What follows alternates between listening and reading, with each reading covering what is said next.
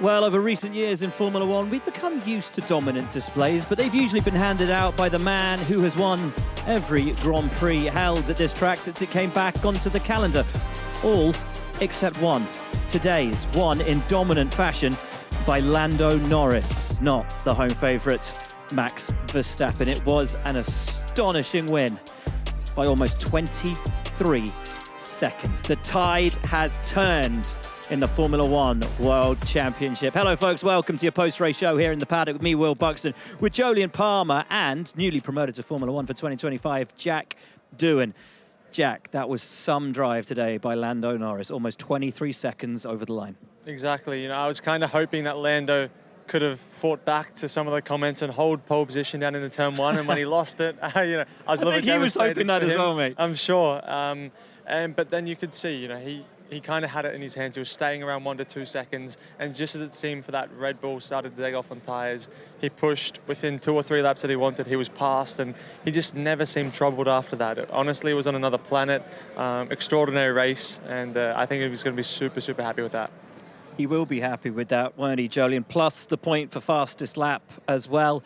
Took the 8 points, and if he does that in every Grand Prix for the remainder of the year, okay, that's a big job. But it's game on. It's still technically within his hands, yeah. On another day, that start would have cost him a win, and it has done this year already, so it's still something he's got to get on top of, but the rest of the race was just incredible. He was on another planet. He's been so fast this weekend. He's been so consistent. The conditions have been really difficult, even in the race, the inconsistency of the wind. But he was so far clear of the rest of the field and his teammate.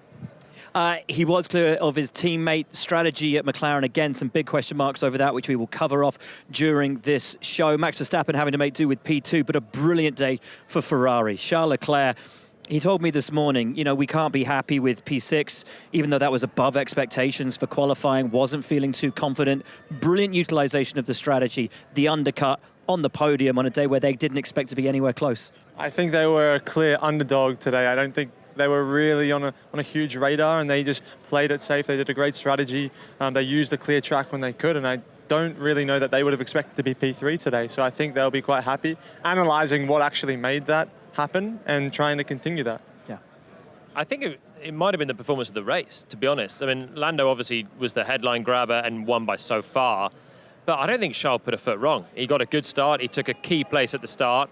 Then he had a good strategy with the team as well. They optimised the pit stop, got ahead of George Russell. Mercedes had a slightly slower stop and got jumped. And then he managed to hold off Oscar in his late charge as well. It was incredible from then to have a turnaround of being way out of contention yesterday. And then today to be solid third place, not far away from Max. Yeah, brilliant job. Oscar Piastri, P4, then Carlos Sainz, who pulled it back from P10. A great drive from him. Sergio Perez, P6, where he started, and possibly helped out by the fact that Mercedes today really struggled with their hard tyres. Both drivers then having to switch onto the two-stop strategy, which dropped George Russell down to P7, Lewis Hamilton, P8, and a great battling race from him. We're going to see some of his overtakes a little bit later. Pierre Gasly holding on for 9th. Great job from him on a weekend that had started off so difficultly for you guys at Alpine. And Fernando Alonso, the last point in 10th place. I want to give a quick shout out to Nico Hülkenberg, because we might not get a chance to talk about him later on. A really strong race from him. Did, 50-plus laps on one set of tyres and just missed out on points, Jolyon. Yeah, he was very quiet. Barely saw him until the end, and you realise he's still in the top 10 and holding on. But I mean, I'm sure Alpine thought they had him covered with the late stop and the Astons as well, but he didn't have the pace of Pierre or Fernando, I think. But they tried something different. It almost worked. It was a nice drive. Nico Hülkenberg was running a special helmet this weekend, which you can bid for online, along with a replica of the race trophy as well. It's for a lymphoma research charity out here in Netherlands called Lymph & Co, Lymph & Co. So you can bid for both of those things online now. Lymphoma took my dad. So yeah, anybody who wants to bid for those things, that would be great. Right, let's start at the start, because we've been talking about it all day since he took pole position yesterday. Could Lando Norris finally lead the first lap after taking pole position? The answer, sadly for him, a definitive no. Jack, we've seen the replay through a few times now. We've seen it from on board as well. What did you make of that? Because really the first phase seemed okay, and it was that second phase where it just and then it's done. Exactly. It seemed to drive out, as you would know. The initial launch seemed okay. It seemed like he found the bite point well, but then it was, I don't know if he just held on to it too long, was quite conservative with the wheel spin that he's maybe been getting in the last few Grand Prix, was a bit conservative, which then implemented some clutch slip, and then is actually what enabled him to not get the drive out. So it could be one step too far the other way, because it didn't seem like there was any wheel spin. What was your take? Yeah, he just couldn't deliver the power. It was the reaction time of the lights going out was bang on. The pre-start revs were bang on. You could see it on the dash. Everything was as it should be. And then I think it was in the clutch drop. I don't think he dropped the clutch to get the car rolling in the perfect way. And then he just couldn't feed in the throttle. They're very technical, the starts. And I feel it's a harsh one for him, because that's actually the worst one of the lot so far in terms of the launch. Thankfully for Lando, you know, it's not cost him the race, that one. But it still means that you've got these question marks of starting now 6 races from P1, including the sprints. And the next time he's on pole, you know, the same questions are going to be there. Listen, question for both you guys, okay? You are elite racing drivers. You've raced in Formula One. You're about to make your Formula One debut. Lando said he went away over the summer and he really thought about and looked back and worked on those race starts because he knew that was a weak part of his armory. Having come back and that happened again, how do you move past that? How do you stop that becoming something that ingrains itself in your head every time you take the start? You know, it's difficult because in other circumstances we've had Oscar, you know, be on the front row like Budapest and actually get a better start than Lando. Today it seemed, when watching back, that both McLaren seemed quite equal. So it can also come down to the target clutch drop that you're dropping to is a percentage that your engineers are giving to you based on their calculations on how track level and grip is. So not that I think that would have been wrong and that could be the case, because clearly he's had a long time to think about it. He knew that he wanted to think about it, and for it to happen again, you know, it is such fine margins that we're dealing with, and Max could have just got it spot on, which made the difference. Max is a good starter as well. So the comparison on the front row was tough. We've seen Max get good starts from wherever he's starting. When he's on pole, he never gets beaten off the line these days.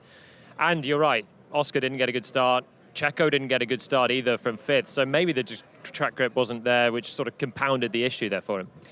From that point on, pretty much a perfect race from Lando Norris, who took the win. His teammate Oscar Piastri P4. Andrea Stella at the team. We can hear from him now. Andrea, 22.8 seconds across the line, Lando ahead of Max Verstappen. He described it as beautiful after that start. What are your thoughts and feelings after that one? I would say unexpected. Like really? Positively unexpected.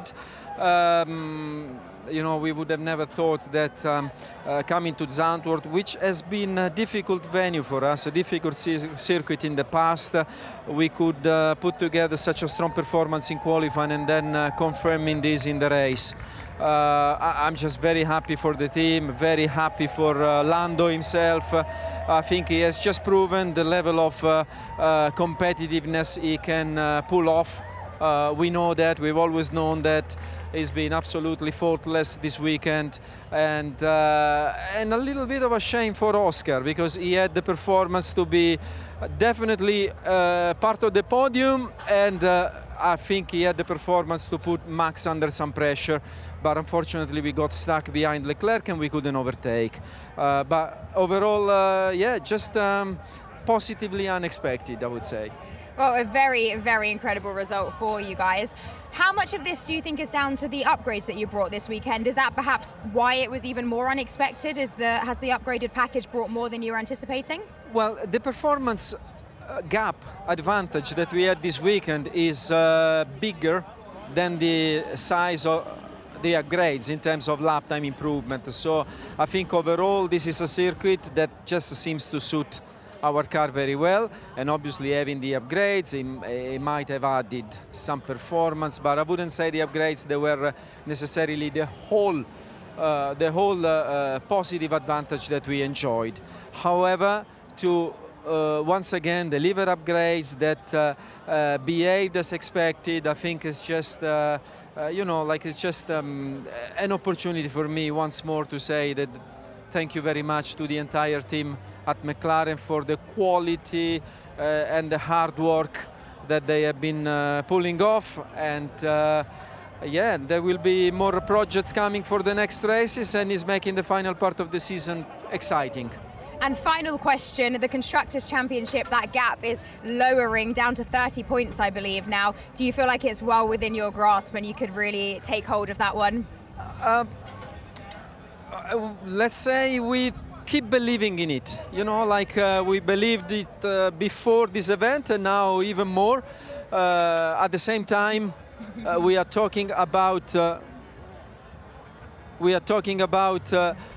competing with Red Bull. Yes. So they are, you know, dominant team. They know what they are doing very well, and it will not be an easy quest. But definitely, we are fully determined to try and give it a go. It would be just amazing. Like, I can't even describe how it would be.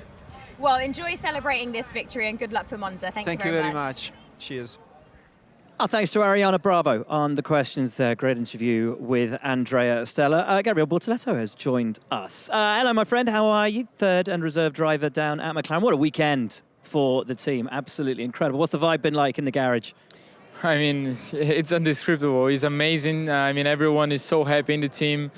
They deserve it. Second win from Lando this season. And yeah, it's just... they have done so many steps, you know, with this new car, and to see they performing like this, it's going to be tight at the championship this year. It really is. We just heard from Andrea. He said, you know, the car really suited this track. Are there any tracks where we don't think the car is going to be suited? Because it feels like no matter the circuit, no matter whether it's raining or it's dry, it's hot or it's cold, McLaren are there in the target team right now. I think they know it, but at the same time, they don't expect sometimes. I don't remember which race it was, but they were like, yeah, this track shouldn't be the best for us. And they went there and they were fucking amazing. So yeah, it's amazing. And they are performing every track now. They are the best team, in my opinion. In front of Red Bull, I would say. Yeah, I think a lot of people would agree with that, certainly on today's basis. There were some upgrades on the car this weekend as well.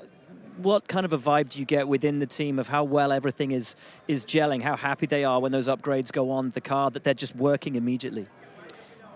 I mean, when things go well, everyone is happy. So I think the vibe between the team now and in the engineering room and everyone is so good. The drivers are feeling amazing. After Lando's pole yesterday, everyone was very happy. But at the same time, they didn't know what is going to happen today in the race. But I think we've shown today the pace that we actually have. I think Lando was 20 seconds ahead max, so it shows that the car is, with these new upgrades, it's even better than what it was before, and we are going to the right direction every time. Yeah, it seemed quite comfortable for Lando. Obviously, the result is spectacular for him, but we've seen also in recent races McLaren having the fastest car, but strategy or late safety cars or things can make a difference. Was there a feeling in the garage that it wasn't won until the checkered flag, or when we were looking at Lando still trying to go for the fastest lap and all these things, was it complete confidence in the garage? To be honest, when Lando asked for the fastest lap, I was in the radio and I was like, oh, okay, he's just asking, but it's quite impossible to do it, right? And then he went there and he did it. So, I mean, at the start, when he lost the position to Max, I could see the vibe in the garage went a little bit down, but I think no one lost the expectations to win this race. So I think he did a great job by overtaking Max again and winning this race. So, I mean, what an amazing job he did today. Monza, next weekend. How much are you looking forward to getting back behind the wheel? So much. I think we have been in the podium in the last 2 or 3 feature races now. So I'm very excited. Monza is a good track. Jack did the pole a few years ago with the car I'm driving now. So yeah, I'm looking forward. I think, you know, you're saying, like we all love that the car is strong, but I think when, you know, not missing and no miscredit to Lando that he was 22 seconds ahead of Max and probably 30. No, Oscar's an amazing driver who beat him in Budapest, similar circuit to here, and he's just gone like above and beyond. What can you see? Yesterday he was on, you know, half a second quicker than Oscar in qualifying, a few tenths quicker. Where's Lando making the difference this weekend? I don't think it's a half a second difference between them both, to be honest. We've seen this year that they are very close to each other every time. Yeah, maybe Lando He's a little bit faster now, but I mean, we've seen Oscar in Budapest. He was as quick as Lando. I think yesterday was a situation that Oscar maybe didn't put the lap together. You know how is it? If you don't have everything perfect, yesterday Lando had everything in his hands and he delivered the job because he did an amazing lap, and Oscar didn't. But today in the race, I think he got a little bit stuck behind Charles and he couldn't show his true pace. But still, I think Lando was the quickest in the team this weekend, and he showed it, and he was clear the fastest guy on track today. Lovely stuff. Thank you so much for joining the show. We appreciate it. We'll see you in Monza. Good luck next weekend, mate. Appreciate it. Thank you very, very much. Right. As Gabriel said, perhaps the Ferrari is a little bit faster than certainly McLaren anticipated. I think half the field weren't anticipating Ferrari to be quite as quick as they are. Maybe Ferrari weren't anticipating being quite as quick as they were. Carlos Sainz, a brilliant drive from P10 all the way through to P5. It was P5. Hey, Carlos, well, considering the weekend that you've had, the pace came alive today. Were you surprised at just how good the car was? Yeah, it was a bit of a surprise for me, I'm not going to lie. Our best predictions of our damage limitation today was P7, P8, so to actually make it to P5 is a better than expected. I would have never expected to be able to pass a Red Bull and a Mercedes in a track like this, but it's true that our pace today was really, really strong. I felt very at home in the car since the laps to the grid, and I immediately saw that we might have a chance to make a bit of a comeback. So yeah, I enjoyed that one. In some ways, does it almost make it more confusing though to have such a good day today, given what's been going on recently?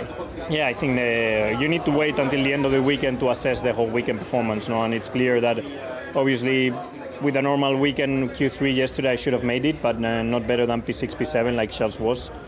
And then it's clear that our car this year seems to be better suited for the race than for qualifying, and we seem to have a weakness on switching the tires on or something about the car in quality that is not quite working, because in the race it's a much better race car. So yeah, points are given on Sunday, so I'd rather have a car that allows me to attack on Sunday, but we need to find the right trade-off and the right balance between quali and race. Great stuff. See you in the next one. You. Thanks. Hello. How did the race go for you today? Yeah, very good. I had a good race, a much better race than expected with good overtakes. Gabriel's come back. He's just running away. Great to hear from Carlos Sainz. The Ferraris much faster than anticipated today, coming alive in race trim. Guys, we've got to talk about Oscar Piastri, because looking at his race today, when he was in that traffic at the start, and I'm going to call it traffic because the pace potential in that McLaren was so good, as we saw from Lando Norris. When they pitted and he was left in clean air, he started gunning in those fast laps. By then it was too late. Had they undercut him? Had they brought him in to get him out of that? Do we think he could have challenged for the podium, maybe even challenged Max Verstappen for P2 today? I think it's difficult to say. It was, looking back to FP2, tire deg seemed so high. Everyone was targeting the one stop today, but we didn't really know how bad that deg was going to be. So to come early and risk that, potentially to lose out at the end, it's a very difficult call to make. So obviously, maybe in hindsight, that could have been possible. We've got the man himself to tell us. Oh, hi. Hello. Hang on. Before we start, congratulations, Formula One driver. Thanks so much. See you on the Formula One driver. Love this. Congratulations on the points, but I know it probably isn't where you wanted to be today. The pace in the car looked phenomenal. When you got let out into the clean air, when those guys stopped ahead of you, I got to ask the question straight off the bat. Do you wish the team had maybe called in the undercut and done what Charles did to get ahead of that group that you were stuck in? In hindsight, yes, but I think at the time, it was pretty aggressive for Ferrari to go so early, I would say. I think, what we did after that was the right thing to do. George boxed out of my way and gave me some clean air, which is basically what we hoped for at that point. And it worked pretty well, just not quite enough to get past Charles. I think the race could have looked pretty different if I had have been able to get past him, but I just didn't quite have enough when I got there and got stuck in the dirty air, really. Yeah. I guess, looking back to yesterday, I think we know that you and Lando are super close, and then yesterday we saw, a decent margin. It just, I think, shows how it really takes everything to come together. And when it does come together and you have the fastest car on the grid, you can make that big step. Is that sort of just what happened yesterday? Yeah, I think so. Like, qualifying was looking good until the last lap, really, and then, I think giving credit to Lando, I think he put in a pretty solid lap yesterday, and for myself, I just didn't maximize it enough. And you find half a tenth here, half a tenth there, it very quickly adds up, and that's basically what happened yesterday. So, yeah, I think just not the strongest weekend that I've had, that's for sure. So I'll try and do a bit better next week. Still a solid 12 points though. And still a solid 12 points, but it should be more in the car that we've got. We welcome Pierre Gasly to the show. Pierre, what a job. I mean, this was always coming, right? Top of FP3. We should have seen the points coming. I think the weekend should have been stopped there. And no, I mean, yeah, it was to be fair a very good weekend since Saturday. So great quality to get in Q3 yesterday. Had amazing start, great turn one, passing Fernando and Lance, and yeah, after that, once we had the track position, I think we just managed to control the race. So it was fun. I actually had some good battles, and yeah, definitely a lot better than we thought. So very happy with that. Your start was brilliant. It brought the whole race to life. Ran the outside, both Aston Martins. Did you pre-plan it? I like this line, yeah, and I knew that. I actually was pretty happy because, well, yeah, obviously I'm sorry for Alex, but when he got disqualified yesterday, it moves me to the left, and I knew this gives me the opportunity to do that line. So, yeah, if you never know whether the space is gonna be there, but I saw both Aston going a bit more on the inside and managed to roll the speed on the outside. So, a bit bumpy on that curve on the exit, but still made it work. So. Oscar, we got to let you go. One quick one. Monza Yep. next weekend. We know low downforce, high speed. Going to suit the car? I think so. I think, I don't think we fear any circuits anymore like we did last year. So but I'm looking forward to it. I think Ferrari will be a bit stronger. The low speed and bumpy tracks or curbs is where they've generally been pretty strong recently, and they had a much better day today than I expected them to. So I think we'll be pretty strong, but I think it'll be a pretty hard-fought weekend. Love that. Thank you. Cheers, mate. Thanks for See coming ya. on. Pierre, let's get Yeah. teammates, everyone. 2025 lineup. How much are you looking forward to? I mean, I know he's exciting. already a member of the team, but to actually having him race with you next year. No, I mean, I'm stoked for Jack. I've seen him working with the team the past year and a half. Obviously been very involved in the race team with the work in the simulator and testing. So I saw him always, keeping a close eye on what we'll be doing with Esteban. And no, I'm very, very happy. So I think we'll work very hard to make sure we got a stronger car for next season, and hopefully he'll have a bit more fun than we're having at the minute. You realise you're stealing him from us. Although we actually only but had you on loan. Really, It's, to didn't be we? fair, much better behind the wheel than behind the mic. So That's saying something, because he's pretty good behind the mic. Listen, Pierre, what made the difference both yesterday and today? Because I know the weekend started off really tough for you guys, and Esteban he was nowhere with the setup. He admitted it, just didn't like the car all the way through the weekend. Something with you just seemed to click, and you got it so dialed in yesterday and today. Yeah, I mean, Friday was very tough. I mean, we didn't run in P1. We just had that P2. And whatever we had there wasn't great. So the field was just wrong. We made a couple of, setup changes following actually Jack simulator session. So it was good work there. And, it just seemed to click a bit more on Saturday. So I had a great start, great battle, managed to corner Fernando for the majority of the race, which was pretty tough because they had a lot of pace, but managed to, keep him behind and get these 2 points, which were quite unexpected, so I'm very happy. It's a beautiful drive, man. Thank you. Really great. You got a new teammate, obviously, for next year, but you've also got a new boss for this weekend, and you deliver some points, some debut points for Ollie. How's that going? Well, yeah, it's. It's always nice, to restart, especially that second part of the year with some points. We've had a pretty rough first few races so far this year, and the whole team just managed to keep pushing, and even though we don't have a great form, just to keep improving. And today we were best of the midfield. 5 months ago we were last in Bahrain for the first race of the year, so there've been a lot of improvement. Obviously Oli is coming in, and there is a lot of observation and trying to get to know everyone and seeing where we're good and where we need to improve as a team. But I'm looking forward to work with him. Lovely stuff, man. Thanks for coming on the show. Thank you. Great job today. Really, really good. Well done. Pierre pointed it out, and it's something we've spoken about on this show before, the amount of work that you actually do on race weekends, which folks at home might not automatically know. When the guys bring their data back from free practice 1 and free practice 2, you're back in the UK, just down the road from where I live, actually, at the factory, just putting in the laps all night on the simulator, trying to work out the solutions. Remember, we talked about it in Barcelona when you turn their weekend around. You turn their weekend around again this week. What are they going to do without you in the sim to turn the weekend around? We've got some good other boys in the academy and a lot of fast drivers. You know, Victor being one in Formula 2, another, you know, Gabriele Mini in F3, and both at the pointy ends of those fields. So I'm sure, you know, I'm going to spend a lot of time in the sim at the end of this year and also next year, just not in the race weekend. So, you know, I enjoy it very much. You know, it's like the more I put in, the more I'm getting out, and especially now, because the more we develop this car, the better car I'm going to be starting next year with. So it's there's a lot in it for me. Lovely stuff. Whilst we can interview our own co-host, why didn't you do FP1? Now you're announced as a driver. Like why are you not in the weekend. car all the time?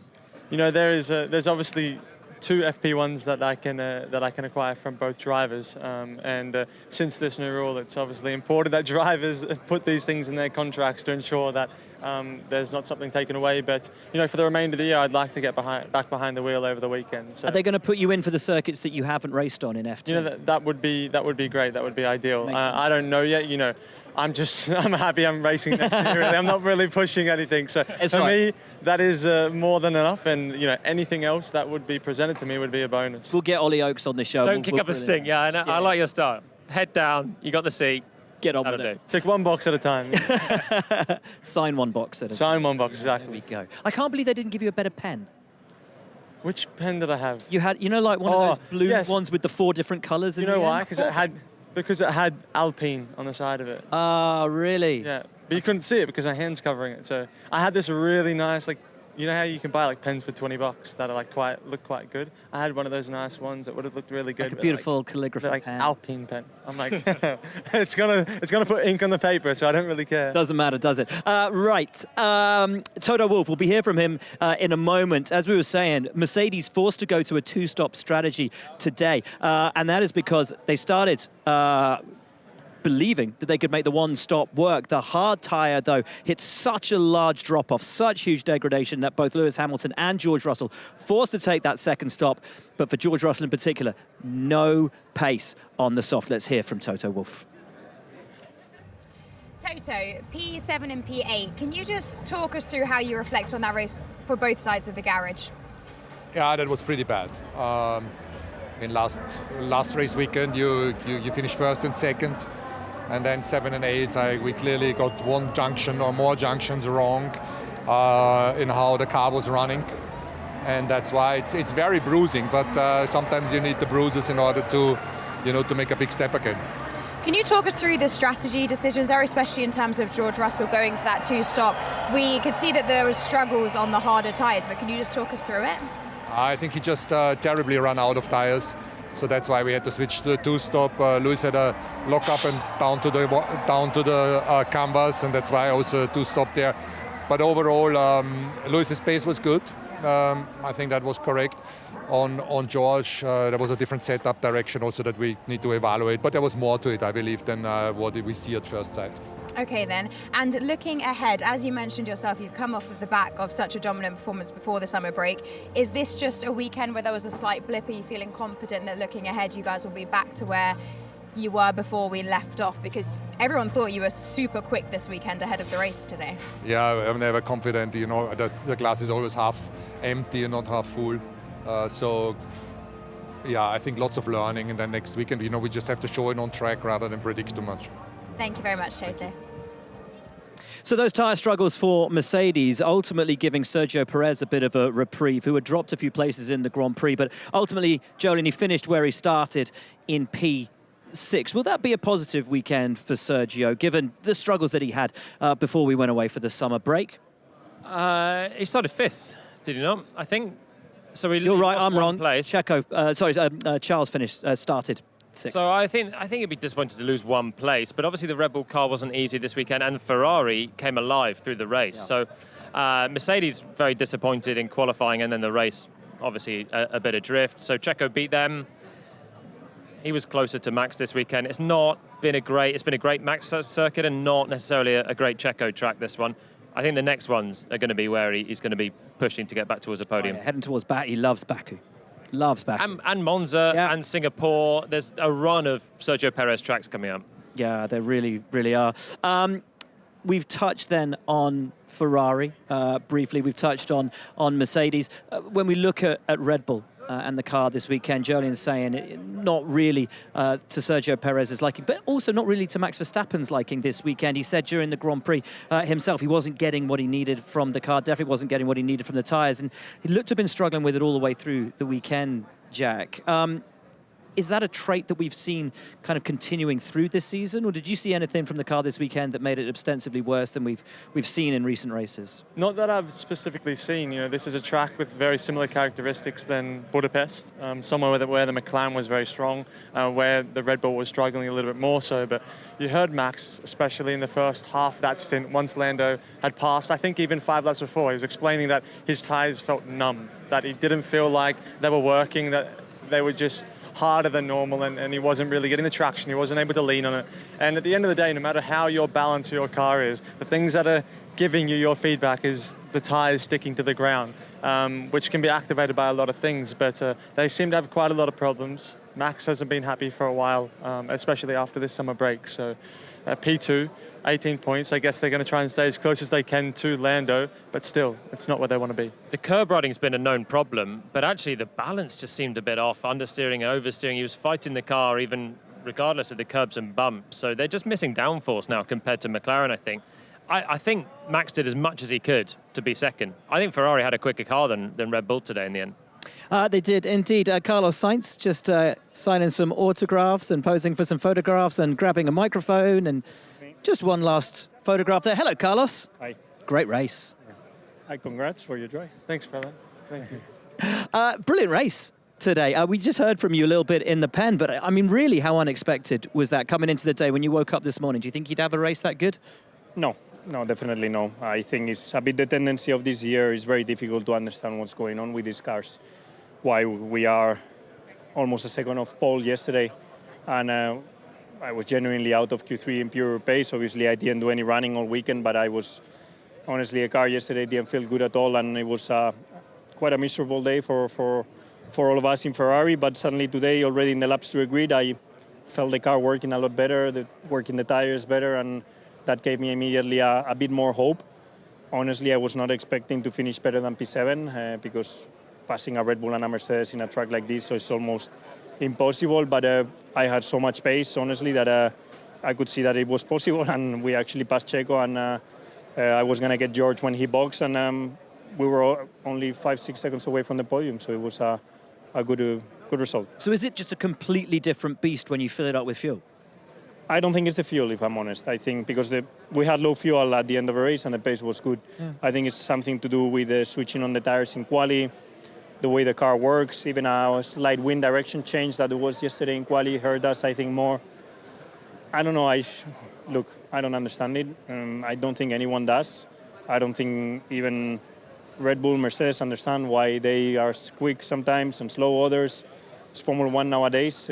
These cars are extremely complicated, and the only ones that they seem to know what they're doing is McLaren. These ones are the only one that they seem to be understanding how to upgrade the car, where to find the performance, how to drive it, and especially Lando today was very solid. So, yeah, they're the team to beat.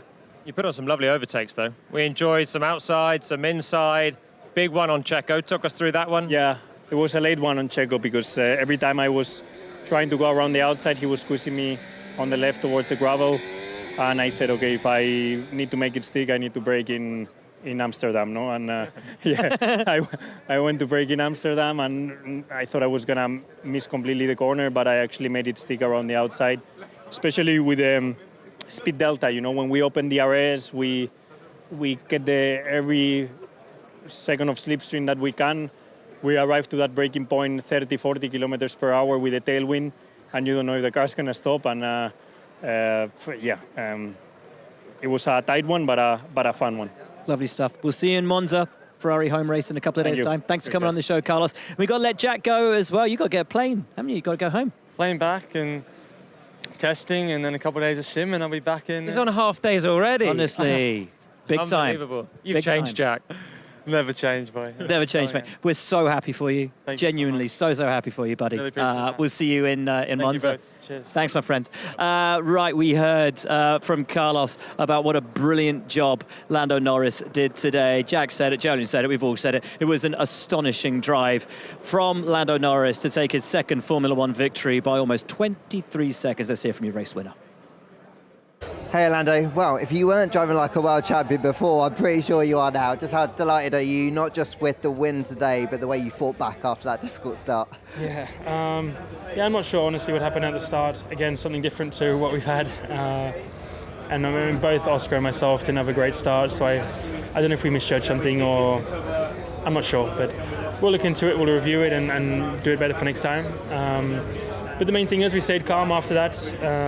I went, down to second, and I knew beating Max would be a tough task today. But the car was amazing. The car felt incredible out there, and I had a lot of confidence. I could push pretty much throughout the whole race.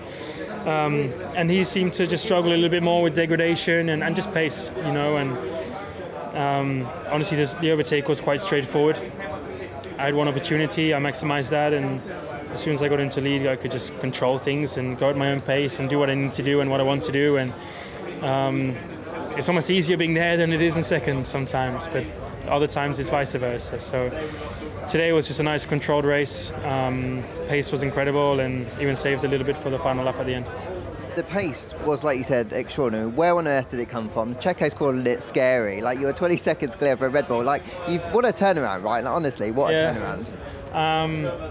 I mean, the turnaround started a long time ago, so the turnaround is not now.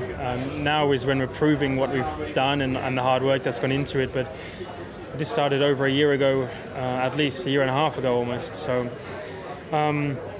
it's incredible to remind ourselves of where we were and what we're able to achieve now. Getting lapped by Red Bulls most races to beating them by 20-something seconds today. It just shows the work that we've been putting in. I mean, not so much what I've done, but the team and delivering a car that can go out and do what it did today. So a big thanks to them for that's the main thing. Is it's all them and not so much me, but a little bit of both. And we brought some upgrades. Things have helped us, and that all plays a part. So we'll keep chipping away because it's working well, and keep trying to make it even easier for me. Great stuff. Congrats, Lando. Thank you. He's absolutely right, and it's something we can't overlook, is that 18 months ago, the team, and we've said this before, the team was the slowest in Formula One, struggling.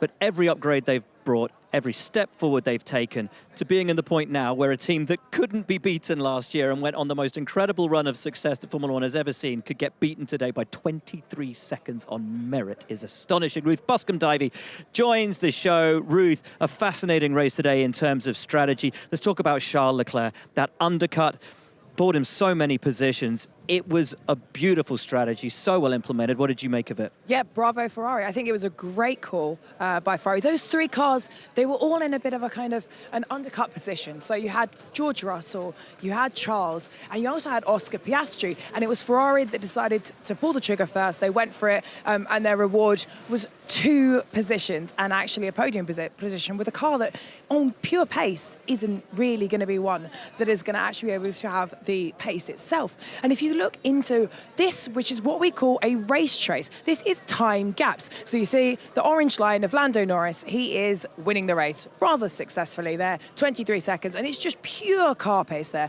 about 4/10 a lap on average clear of P2 car Max Verstappen. But if we look at the pit stops, this is where it starts to get interesting. The red line of Charles Leclerc pits, uses the power of that fresh tyre.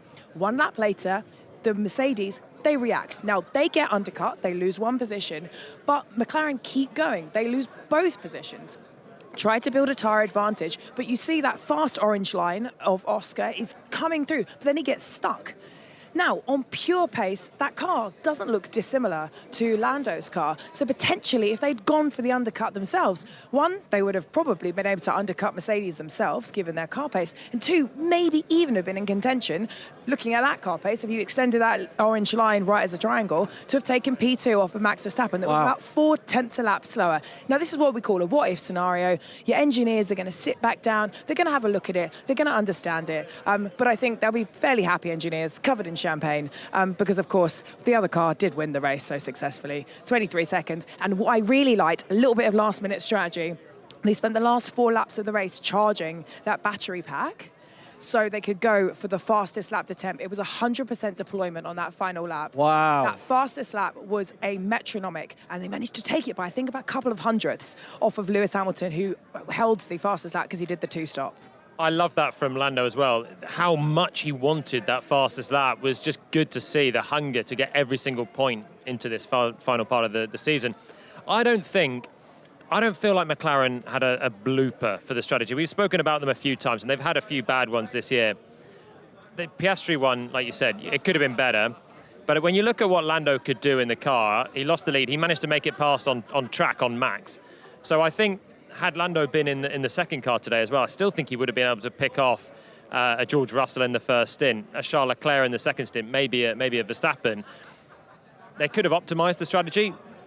It doesn't look to me like it was as big a miss as they've had before. As Oscar himself said, to have done it in the race without the benefit of hindsight, he felt would have been punchy. But Ruth, as you say, the stats bear it out. Second place potentially there for the taking for another McLaren 1-2. Will they be able to do that in Monza in just a few days' time? You're going to have to join us here on F1 TV to find out. And here's the times of where you can see everything over that weekend at the Theatre of Speed. We start, as always, on Thursday with your weekend warm-up, then rolling into Friday. Practice 1 at 1:15 local time, practice 2 at 4:45. Saturday, practice 3 at 12:15, and your pre-quali show at 3:30, bringing us through to the Italian Grand Prix. 2 p.m, your pre-race show. The 53-lap contest starts at 3 local time, and don't miss a second because it's usually over before it started. Such a quick race. My thanks, Jolien, to you, to Ruth Buscombe-Divey, to Ariana Bravo for getting those interviews today, to Jack Doohan and Gabriel Bortoletto for being on the show. Well, Lando Norris, another Grand Prix win under his belt, but crucially cutting the gap back by 8 points to Max Verstappen in the championship charge. It's exactly what he needed to do if he was going to keep himself in the championship hunt. That's right, the championship hunt. It's on. We go to Monza in a couple of days' time. Join us there and join us then. For now, though, from all of us here, thank you for watching, and we'll see you in Italy. This is the Italian Grand Prix. A Ferrari on pole means we go racing amid a raucous atmosphere. Good reaction time from their 2 Ferraris. Sainz is first, down to turn 1. Side by side they run, and Verstappen takes the lead. Heritage all the way through. I love the passion of the home fans. Oh my word, he's done it! Brilliantly intense Italian Grand Prix.